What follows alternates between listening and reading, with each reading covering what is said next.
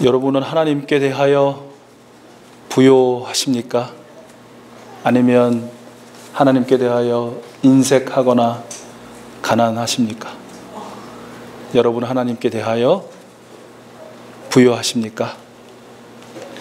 예수님께서는 오늘 말씀을 통해서 자기 자신을 위해서는 부요했으나 하나님께 대하여는 가난했던 한 사람의 이야기를 들려주십니다. 그리고 이 자리에 있는 저와 여러분에게 너는 어떠니? 라고 물으시는 것 같습니다.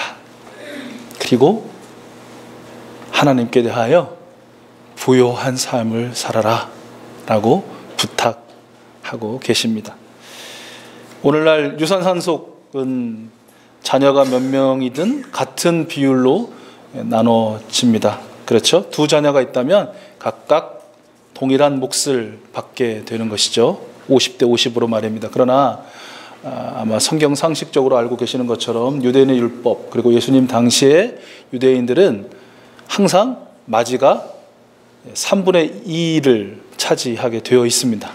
그리고 둘째는 3분의 1만 갖게 되는 것이죠. 형제가 더 많다면 아마 조금 더 다르게 분배되겠지만 어쨌든 마지는 모든 형제보다 2배를 그렇게 상속받게 되어 있었다는 것이죠. 그런데 그 규정된 몫을 차지하지 못해서 아주 억울함에 차있던 사람이 마침 인근에 있었던 예수님을 찾아왔습니다. 생활에 분쟁이 있을 때마다 랍비를 찾아가서 그 분쟁 해결을 부탁하고 또 해결함을 받는 것이 당시에 자연스러운 그런 사회상이었다는 것이죠. 그러니까 새롭게 뜨고 있는 훌륭한 랍비로 일컬어지는 예수님을 찾아와서 자신의 유산 분배에 대해서 좀 개입해달라고 부탁하는 것은 그렇게 특별히 잘못된 일은 아니라고 보여집니다. 그가 찾아와서 13절의 말씀처럼 부탁합니다. 선생님, 랍비여 라고 이렇게 부르고 있는 것이죠. 내 형제에게 명해서 유산을 나와 나누라고 해 주십시오. 나누라고 해달라는 건 안 나눠주고 있다는 것이거든요. 좀 상상을 해보면 아마 찾아온 사람은 동생일 확률이 매우 높습니다. 그의 형이 마땅히 동생에게 분배되어야 할 몫을 지금 주고 있지 않은 것 같아요. 다양한 이유를 대면서 그 분배를 차일피일 미루고 있는 것으로 보입니다. 이에 격분한 동생이 이제 적어도 율법에 따라 정해진 몫은 내가 받아야 되겠다라고 그 또한 형에게 집요하게 요구했을 것입니다. 그런데 이것이 해결되지 않는 것이죠. 그들은 피를 나눈 형제 사임에도 불구하고 마을 사람들이 이제는 다 알 정도로 철천지 원수처럼 되어버린 것 같습니다. 그런데요, 예수님께서는 어찌 보면 랍비로 선생님으로 당연히 해야 할 의무로조차 보이는 이 유산 분배에 대한 문제 해결을 위해서 개입할 마음이 없으신 것 같아요. 도리어 역정을 내시고 화를 내고 계시는 것 같습니다. 이런 자에 거절하시죠.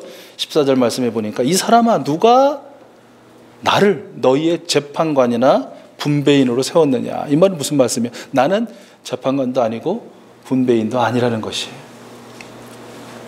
그러면서 사람들에게 도리어 조금 더 엉뚱한 말씀을 하시는 것처럼 말씀하고 계십니다. 15절 말씀, 너희는 조심하여 온갖 탐욕을 멀리하여라. 이렇게 말씀하고 계신다는 것이죠. 무엇이 그 두 형제 사이를 철천지 원수처럼 갈라놓았을까? 무엇이 하나님이신 예수님께 나와 부탁한다는 것이 고작 자신의 유산 분배에 대해서 개입해달라 정도였을까라는 것이죠. 예수님의 분석과 결론은 그것은 온갖 탐욕 때문이다 라는 것입니다. 탐욕이라는 단어, 두 단어의 합성어라고 하는데요. 하나는 더 많이, 더 많은 이라는 단어고요. 한 단어는 소유하다라는 그런 단어라고 합니다. 그러니까 더 많이 소유하고 싶은 그런 욕구인 것이죠.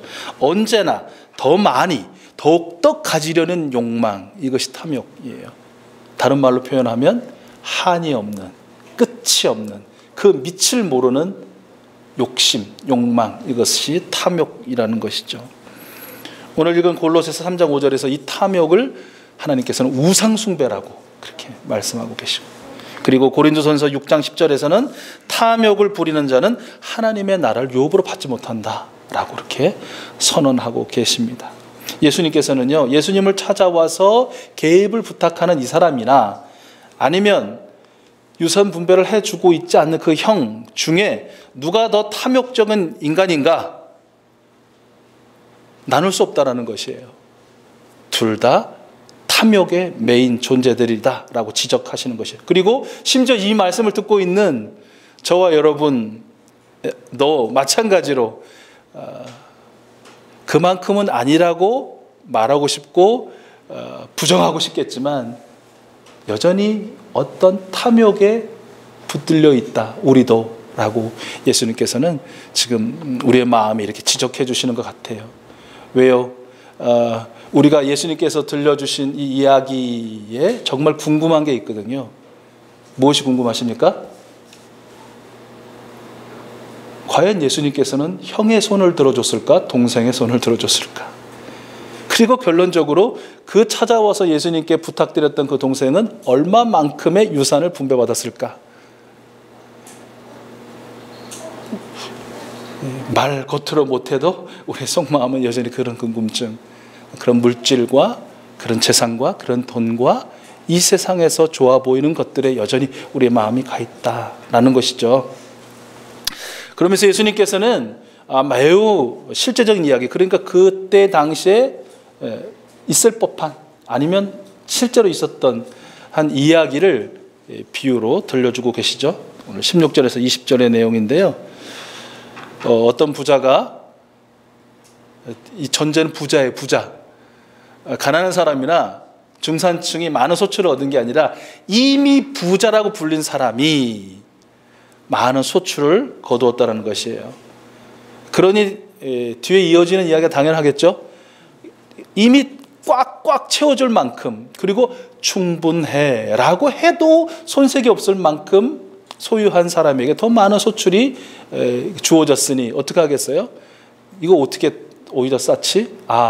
이미 내 소출을 쌓아놓고 있는 창고는 꽉 찼으니 그 창고를 헐고 더 크게 짓자라는 것이죠. 더 충분한 소출을 더 쌓을 수 있도록, 더 축적할 수 있도록, 더 모아놓을 수 있도록, 그래서 그 창고를 지어서 다 들여놨다는 것입니다.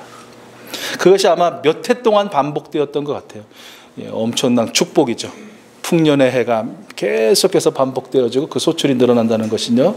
그래서 더 쌓고 더 쌓고 더 쌓고 이제 자기 자신의 영혼에게 이렇게 말한다는 것입니다. 영혼아, 참 여러 해 동안 쓸 많은 물건을 이제 많이 쌓아두었으니 이제는 너는 마음 놓고 먹고 마시고 즐겨라, 이렇게 이야기했다는 것입니다. 말씀을 한번 다시 기회 되셔가지고 이렇게 댁에서 읽으시면요, 그 예수님께서 들려주시는 한 부자의 독백 있잖아요. 독백에는 온통 자기 자신뿐이에요. 영어로 말하면 I, my, me, 나는, 나의, 나를 계속 반복되어진다는 것이에요. 말씀드린 것처럼 이미 그는 부자였어요, 부유했어요. 그러나 만족은 없었어요. 더 많이 소유하려는 탐욕이 그를 사로잡았다는 것이죠. 그의 신은 탐욕이었다라고 할 수 있을 것 같고요. 아니, 어떻게 보면 그 자신이 이미 탐욕이라는 신이 되어 있었다라고 표현해도 무방할 것 같습니다. 자기 자신에게만 관심이 있지 그 외에는, 특별히 우리가 이웃이라고 부르는 주변에는 무관심했다라는 것이에요. 자신의 땅이 없어서 농사를 지을 수 없는 사람이나 나그네나 과부나 고아와 같이 그 마을에서, 그 사회에서 소외된 사람들, 그리고 최소한의 생필품조차 구하지 못해서 그 생존이 위협받고 있는 사람들에 대해서는 요만큼의 관심도 없었다. 조금의 눈길도 주지 않았다라는 것입니다. 그저 그는 그 모든 수확이 오직 자신의 수고와 자신의 노력과 자신이 받아 누려야 할 복으로 그렇게 여겼다라는 것이에요. 더 없는 부유함을 누리면서 마음껏 향락하며 이제 누리며 지낼 것이라 그는 꿈꾸듯이 다짐했다라는 것이죠. 바로 그때 하나님께서 그에게 말씀하셨다는 것입니다. 오늘 20절 말씀인데, 어리석은 사람아, 오늘 밤에 내 영혼을 내게서 도로 찾을 것이다. 그러면 지금 네가 장만해 놓은 이 모든 것들이 다 누구의 것이 되겠느냐라는 것입니다. 오늘 밤, 아니 바로 지금 생명의 주인이신 하나님이 내 영혼을 부르신다면, 찾으신다면, 이제 됐다, 이제 쉬자, 나와 영원히 함께 살자, 오렴이라고 부르신다면,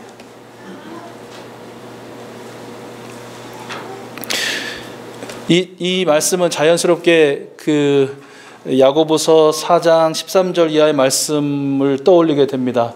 아마 여러분 생명의 상 공부하신 분들은 기억나실 텐데, 오늘이나 내일 어느 도시에 가서 1년 동안 거기서 지내며 장사하여 돈을 벌겠다 하는 사람들이여 들으십시오.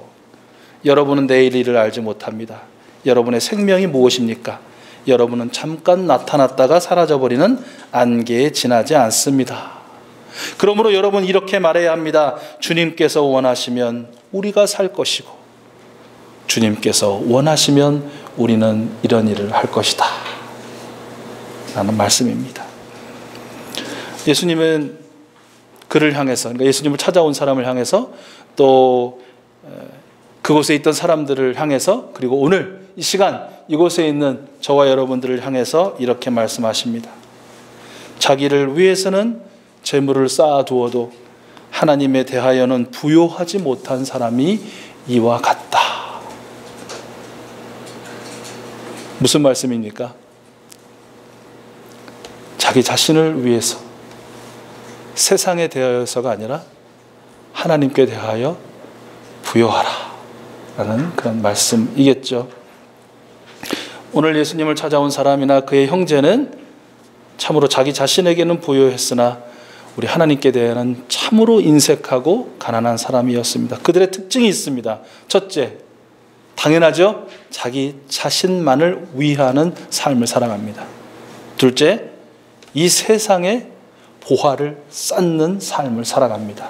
셋째, 시간이 지나도 변하지 않는 옛사람 그 모습 그대로 살아간다라는 것입니다.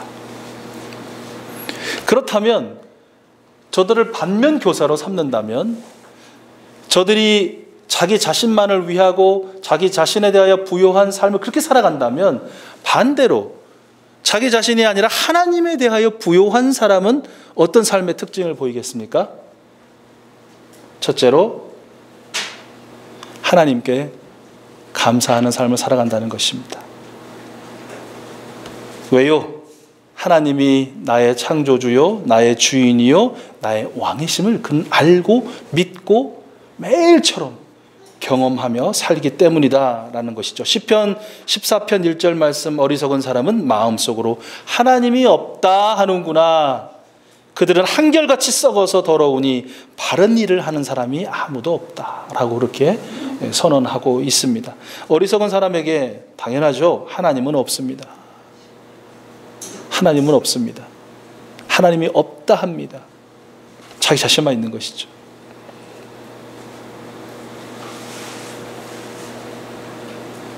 그러다 보니 자연스럽게 그는 자신이 모든 것의 주인인 것처럼 행세합니다. 스스로 존재하고 스스로 만들어가고 또 그 모든 것들이 스스로 영원할 것처럼 그렇게 생각하며 살아간다는 것이죠. 그러니 고마운 존재는 자기 자신뿐이에요. 감사의 대상은 자기가 한 일뿐이라는 것입니다. 연민도 동정도 사랑도 자기 자신이 항상 최우선이에요.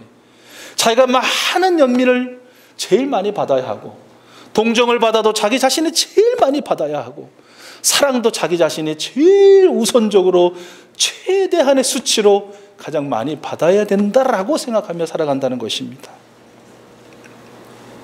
여러분은 어떠십니까? 그러나 하나님께 대하여 부요한 사람은 하나님께 감사하며 살아갑니다. 왜냐하면 지금 내가 살아 있음도, 그리고 내가 오늘 하루를 살아감도, 그리고 앞으로 내가 살아갈 시간들도 하나님의 것이고 하나님의 선물이기 때문에 그렇습니다. 그가 내게 선물로 허락하지 않으신다면 지금의 숨도, 오늘의 삶도, 내일의 소망도 우리에게는 존재하지 않는다는 것이죠. 이것을 확실하게 경험했고, 십수년을 경험했고, 우리 준모나 택진이나 경원이 같은 경우는 또 여러분은 20년, 30년을 경험했고, 또 50년을 경험했고, 70년을 경험했고, 어떤 분은 80년 가까이 경험한 것이 이 사실이 아닙니까? 나는 결코 스스로 존재할 수 있는 존재가 아니다. 하나님이 나를 존재케 했다.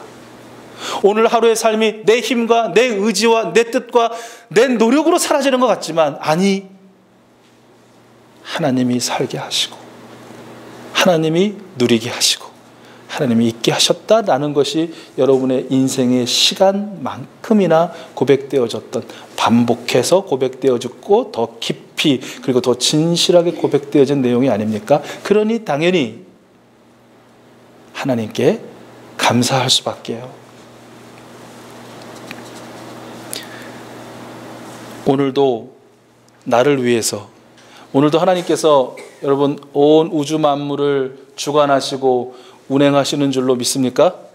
그냥 저절로 돌아가는 것이 아니라, 우연에 의해서 돌아가는 것이 아니라 창조주이시고 전능하신 하나님께서 오늘도 하나하나 모든 우주 만물들에 세세하게 개입하시고 그것들이 온전하고 아름답고 향기롭게 그리고 완벽하게 운행할 수 있도록 역사하시는 줄로 믿습니까?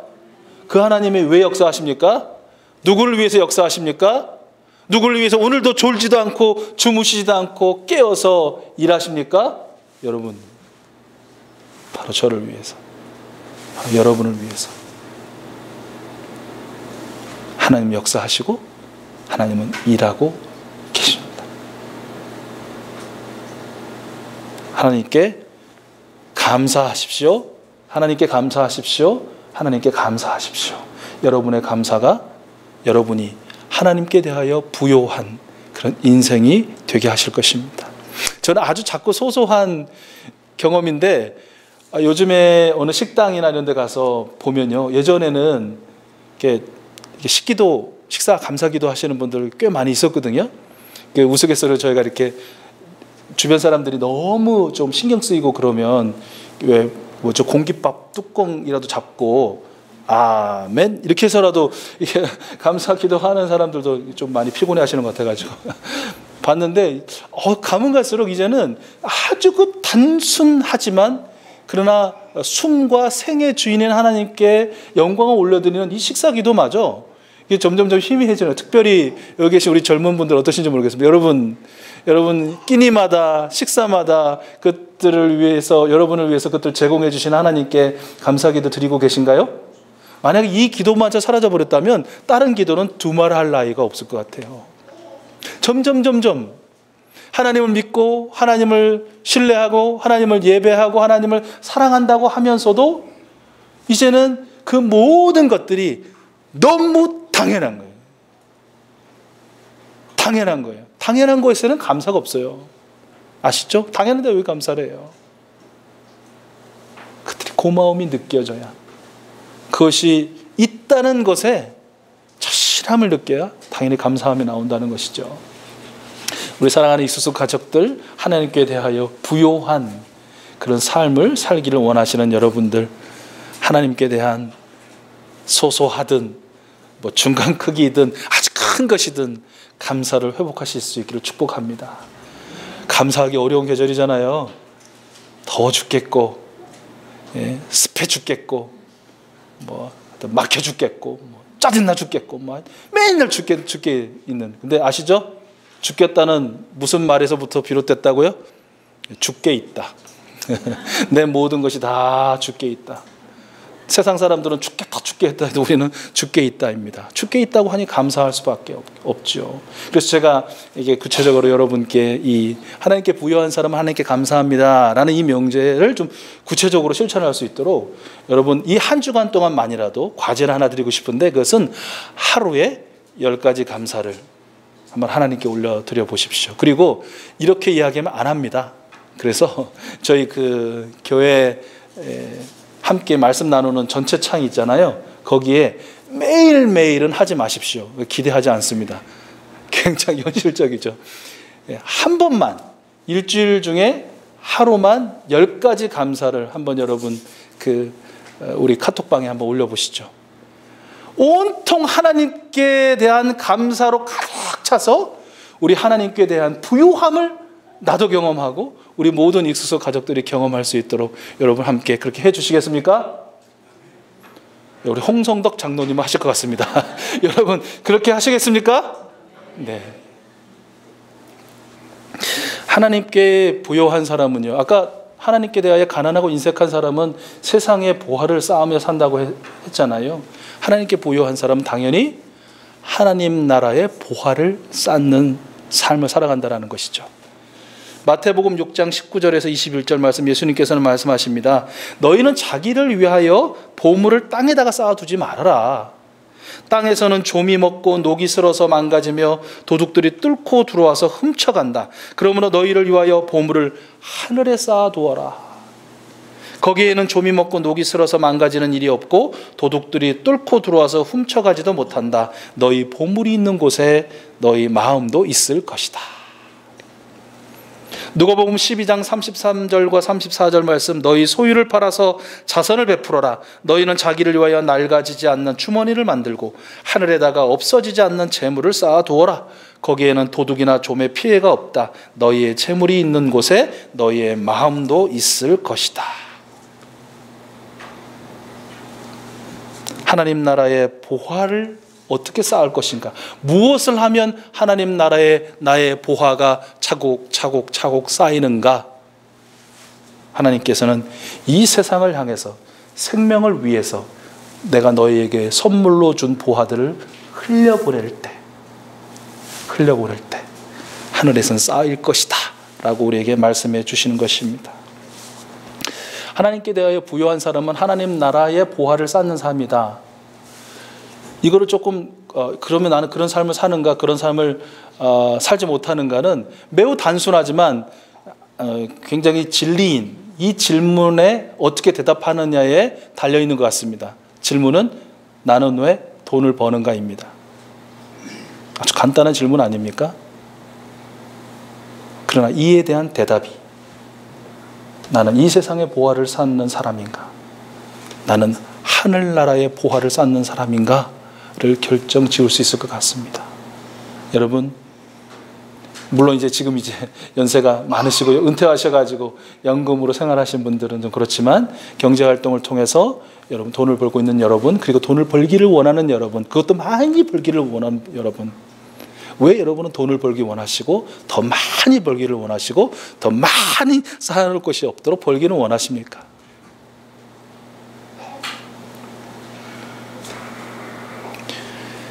단순히 물질, 재물만이 쌓이는 것 아니겠죠? 하나님 나라를 위해서 쌓아놓는 것은 아닐 것입니다.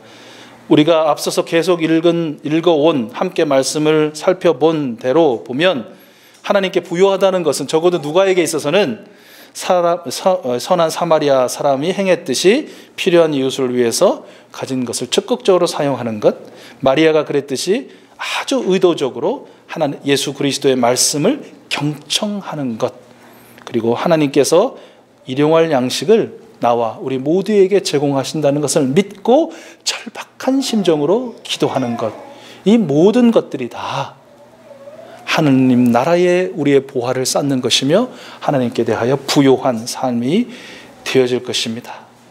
이 바른 일에 순종하셔서 하나님께 대하여 부요한 삶을 매일 살아가시는 우리 익수수 가족들 될 수 있기를 축복합니다.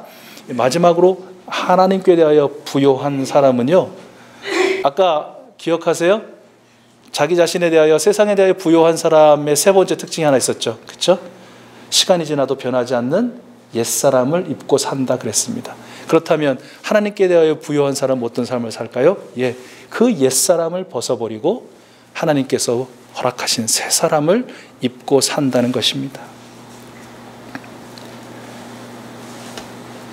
우리가 전에는 땅에 속한 지체의 일들 곧 음행과 더러움과 정욕과 악한 욕망과 탐욕에 옛사람을 입고 옛사람 가운데 빠져서 살았습니다 라고 고백할 수밖에 없다는 것이죠. 그러나 우리는 예수 그리스도와 함께 이미 그 모든 것들, 특별히 우리의 옛사람을 십자가에 못 박은 사람들입니다.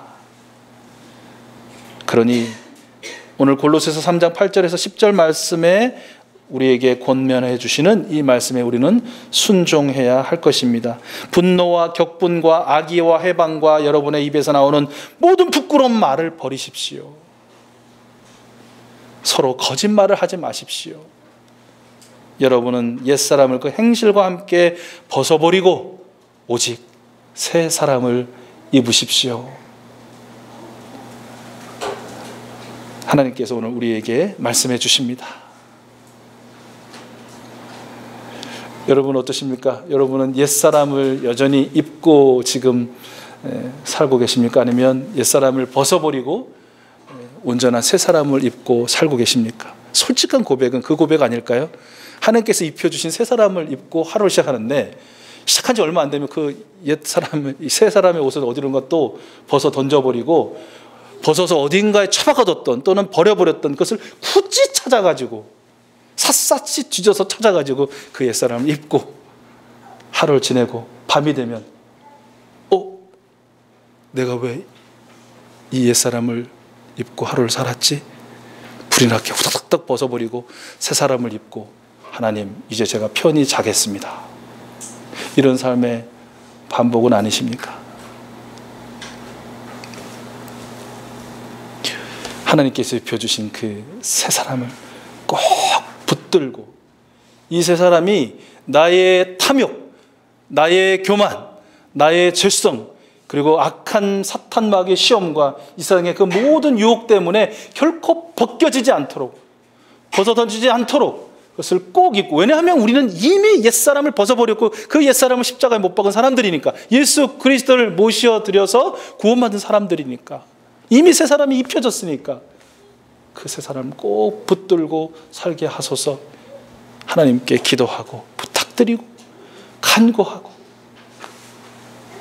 그렇게 하나님께 대하여 부요한 저와 여러분 우리 이수수 가족들 될 수 있기를 축복합니다. 일종의 자기를 대하여 부요하다는 것과 하나님께 대하여 부요하다는 것을 약간 시속개입처럼 생각할 수도 있을 것 같습니다. 여러분 그렇지 않으십니까? 나를 위하여 부요하면 누구에 대해서 가난해집니까? 하나님에 대해서 가난해집니다. 그렇죠? 이쪽이 무겁게 내려앉으면 한쪽은 가볍게 올라가는 거 아니겠어요? 이 맞습니까? 틀립니까? 50대 50인데 대답 안 하시면 맞습니까? 틀립니까? 맞아요. 누가 봐도 맞아요. 자기 자신에 대해 세상에 대하여 부요한 사람 하나님에 대하여 인색하고 가난할 수밖에 없어요. 자 반대로 그런데 하나님께 대하여 부요한 사람은 과연 자기 자신에 대하여 인색하거나 가난하게 될까요? 그거 맞아야 되잖아요 이게. 그래서 못하는 거예요. 하나님께 대해 부유해지면 나에 대해서 가난해질까 봐 내가 부족이 생길까 봐 내가 희생될까 봐 손해볼까 봐 참아야 할까 봐 할 걸 못할까 봐 누릴 거 못 누릴까 봐 아니라는 것이에요. 자기를 대해 부유하면 하나님께 가난해지는 건 당연하지만 하나님께 대하여 부유한 사람은 어떻게 될까요? 하나님의 부요함 쪽으로 쪼르르 미끄러져 들어가서 하나님과 함께 부요해지더라라는 것이에요. 하나님께 부요한 사람은 자기 자신만 부요해지는 것이 아니라 그 부요하신 하나님의 은혜로 말미암아 더불어 살게 하신 생명들도 부요케 하고 하나님께서 그토록 사랑하시는 이 세상을 부유하게 하는 그런 사람이 되더라라는 것입니다. 가난하고 병들고 힘든 사람을 돌보고 그를 위하는 삶을 살게 되어 하나님 주신 선물로 그들도 치유되고 회복되고 또한 부유하게 되는 은혜를 누리게 될 것이고요. 무엇보다도 하나님께서 기뻐하시고 즐거워하시고 영광 받으시는 일이 될 것이고요.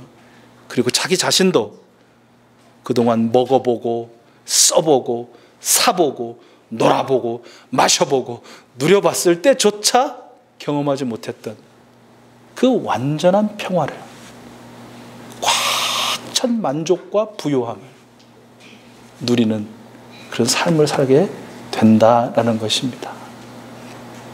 우리 이수수 가족들 모두가 이 주인공들이 될 수 있기를 축복합니다.